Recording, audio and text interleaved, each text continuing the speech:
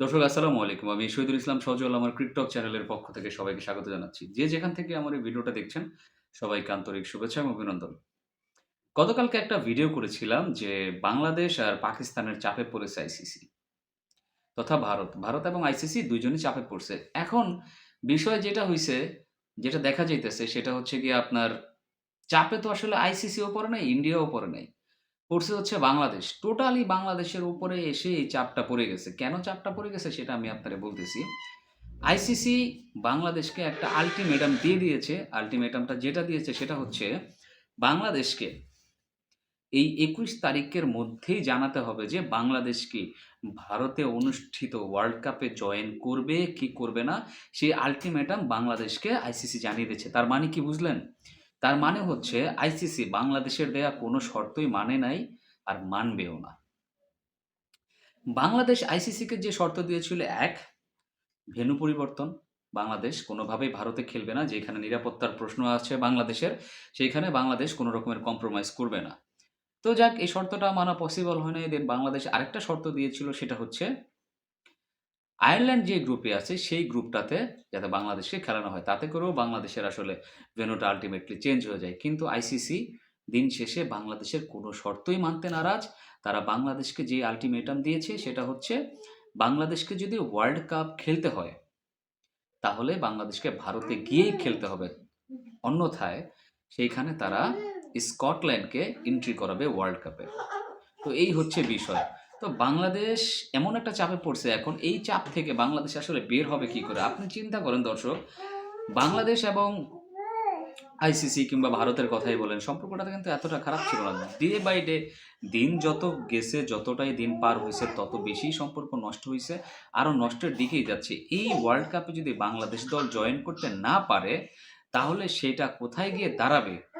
সেটা অনেক বড় একটা চিন্তার বিষয় হয়ে দাঁড়ায়। অনেক বড় একটা চিন্তার বিষয় হয়ে দাঁড়ায়। বাংলাদেশকে কিভাবে এই ওয়ার্ল্ড কাপে খেলতে হয় এনিহাউ সেরকম একটা প্রসেস কিন্তু অবশ্যই বের করতে হবে। আমি জানি না এখানে আইসিসি কথাটা শুনবে কি শুনবে না, বা আইসিসি বাংলাদেশের কথা মানবে কি মানবে না। তবে এট দ্য এন্ড এটাই বোঝা যাচ্ছে যে বাংলাদেশই কিন্তু আসলে চাপে পড়ে গেছে। বাংলাদেশেরকে এই চাপ থেকে কে বের করবে? গতকালকে দেখলাম পাকিস্তানের যে বোর্ড আছে, পাকিস্তান বোর্ড থেকে জানানো হইছে যে বাংলাদেশকে যদি বিশ্বকাপ খেলার সুযোগ সুবিধা করে না দেওয়া হয় বা সুযোগ করে না দেওয়া হয়, সেইখানে পাকিস্তানও বিশ্বকাপ খেলবে কিনা সেটা নিয়ে একটা রিকনসিডার তারা করবে।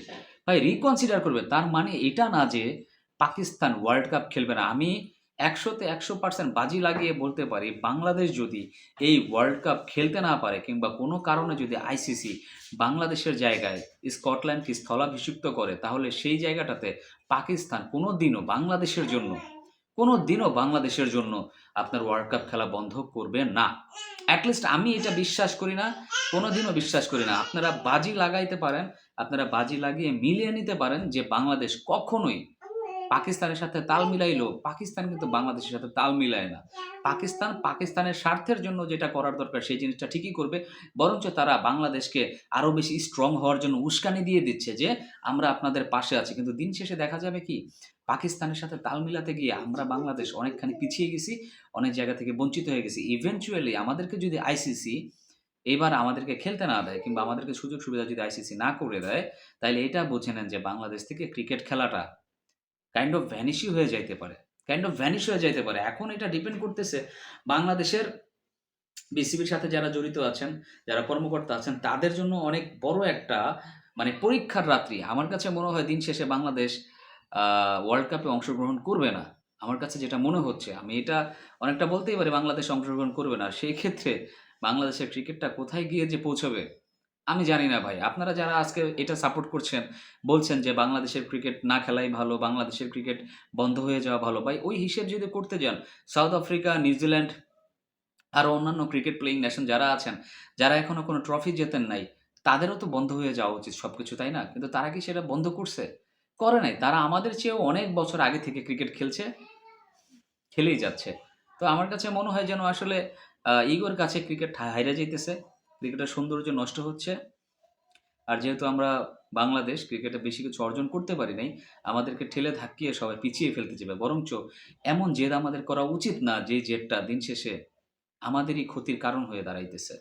এটা দর্শক আপনারা যারা ভিডিওটা শুনলেন, তারা অবশ্যই শুনবেন, মনোযোগ দিয়ে শুনবেন এবং যারা আমার চ্যানেলটা ফার্স্ট দেখলেন, তারা অবশ্যই সাবস্ক্রাইব করে পাশে থাকবেন। সবাই ভালো থাকবেন, সুস্থ থাকবেন। আসসালামু আলাইকুম।